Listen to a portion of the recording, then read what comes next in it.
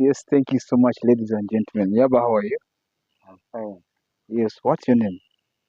I'm called Jabo Henry. Okay, yes, ladies and gentlemen, today we're blessed to have Jabo Henry, who is one of the most senior citizens of Uganda, I think, in the industry of NGOs. So it's a blessing that we're going to learn from him, and it's a blessing to have you. Thank you so much for accepting to talk to us, Yaba. Yes, Yes, how old are you now? I'm 63. 63 years old. When did you start work?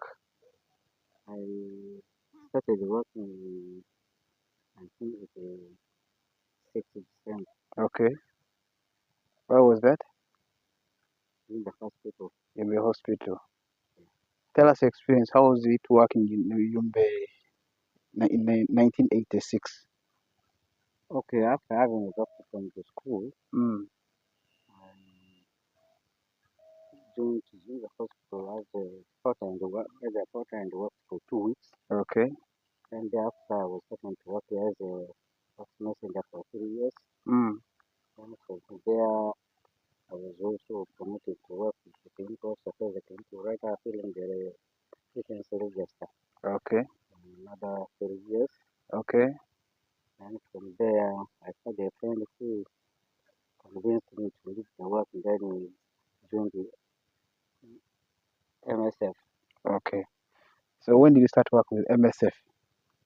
I started working with the MSF in 1995. 1995. Wow. For those who are 29 years or 28 years now, that's when our our guest started working with NGOs.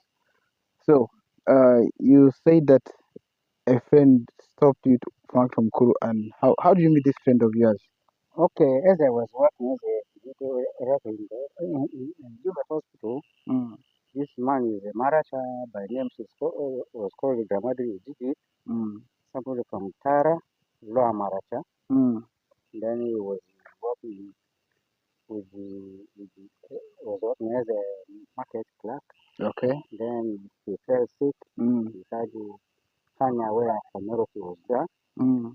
Then when Hanoroti was done, there was no one to attend to him. Then when I got him just suffering on the bed alone, so I had to go to one of my friends who was working with the German emergency first Mm, in the stores where there were food stores. There was a food store. And then I had to borrow some powdered milk and then sugar plus CSD and took it to a neighbor who was a certain woman who was also attending to the husband. Then okay. I advised the neighbor to this woman to at least prepare these things for both of for both of these persons, for the husband and the mother. Then that was the time when I got to know him. Then after his improvement, he was discharged after some 7 days. Then after having discharged him, he went home. Then thereafter, I got a time. I went to Koboko and I met him. He left the job which he was doing before and then joined the Uganda Red Cross, which was actually giving food to Sudanese refugees who came around in Koboko district. Okay. And then from there, he convinced me to wait a bit, stay with him for some time. Then until lucky enough, he got also that chance to get a vacancy for me to go to work with the MSF, where I was interviewed by MSF. Then I was taken as a nursing aide. Okay. Oh, this is beautiful. He met a friend. Actually, he met a stranger whom he helped who was sick, and after this, the same person helped him to get his first job with the NGOs. And we learn so much from here. And then it means that every day when we help, we get chances that we have to help people and always neglect. But I think from this story, we learn that it's always important to help people. We never know when we're going to get a blessing. Yeah, but are you married? Yes, I'm married. Oh, how many wives? As per now, I'm having two. Okay. Well, they always say in African culture, polygamy is allowed, and however he has to. How? What's the bit of having two wives? Anyway, it is good, but Okay. the challenge is when you go to our faith of being a Christian, Okay. then it is a bit challenging. Because Mm. Jesus Christ actually in the book, he says at least a good Christian must have one wife, must be Okay. baptized, confirmed, Wow. and so on. But the error is just having two wives there. Okay. Yeah, So you call it an error. yeah, Okay, it's interesting. But any young man out there who was not married, who wants to marry, what would be your recommendation? How many should he marry? One or two or three or what? to a Christian, it is advisable Yes. before he marries, he has to know to whom he is trying to get married, so that when he marries, he should marry at once, and then so that they have a good home and a Christian home actually. Wow, Yeah, that's good. But now let's not talk about marriage. Yeah, having two wives.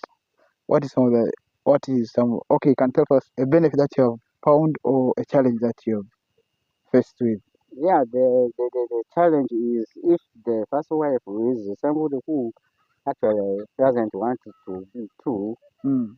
That's where you can meet much of your problems. Where you face a difficulties, and then they might be quarreling. Then when the next you know to be settled, then Okay. you know when you have there are two people who are actually quarreling in the home as being a home leader.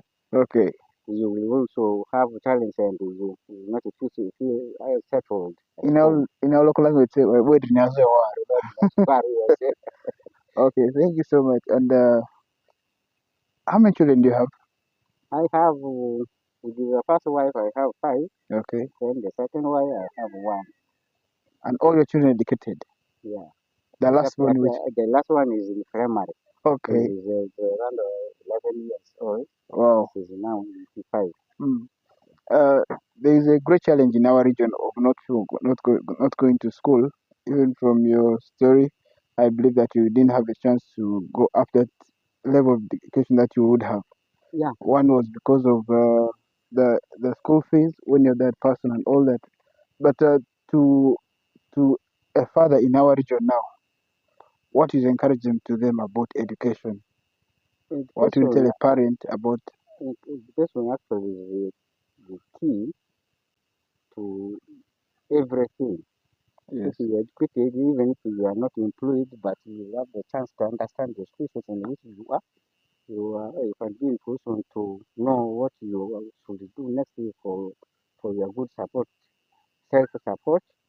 Wow. Yeah, you can also forecast other issues which Okay. might be risky to your life or to the home as whole. Okay. Then for me, when I dropped in senior one from secondary school, then I had to after working with the MSF, I had to come back home. Then I joined the secondary school as in a Dutch school. Then after going to school for 2 years, I set for what for O level certificate. Then from there, there was no money. What Mm. I did was I had to apply as a UT, and then I was taken. But then Jumbe was under.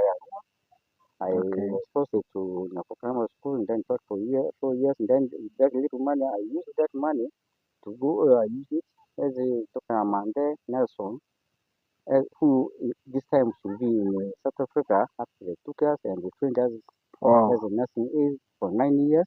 I mean 9 months. Then Okay. after training, then I had to come back and work as a volunteer in Cochlear Health Center. Then from there, I was also employed by, there was a contract by World Food Program, now Mm. MCK. Then I was trained to work in stores for at least 6 months. Then thereafter, after the contract, I was actually needed to go and work with the Sarah. I mean, with the Wow. World Food Program in Arua. Arua, in the Mm. stores, because I had two different supervisors from different places. And then when they came on the Mm. ground, in fact, I did not know why they were calling me in Rua. The answer, I mean, World Food Program stores, Kumbe, they had that arrangement. When they came for supervisions, they got my books were real better. Then they Okay. tried to this take me there to go and work in the stores, where that man in the stores was taken to Somalia. Then I was supposed to go and be actually replacing. The problem was what he actually saved me from there was I did not have computer knowledge. That was the issue which actually stopped me from getting that job with the Welsh program in Nairobi. Okay. So from there and then, when I came back, I stayed for in Kenya for some time. Then there was also MSF who came for emergency situations, but then we had outbreak of cholera. Mm. Then I was we were around four people who were taken who were actually taken to help the patients who were having the disease. Mm. Then we helped those people up for 2 weeks. In the third week, then they closed the camp for the patients who were having the cholera. Okay. Yeah. Thank you so much. You know, he started working, but he had to go back to school. And from his experience, now he got a better opportunity, but because of a computer's knowledge, he didn't do it.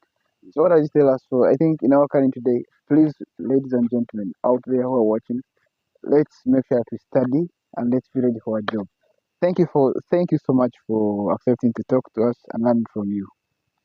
Welcome. Okay, Thank thank you you very so much. much. Next time.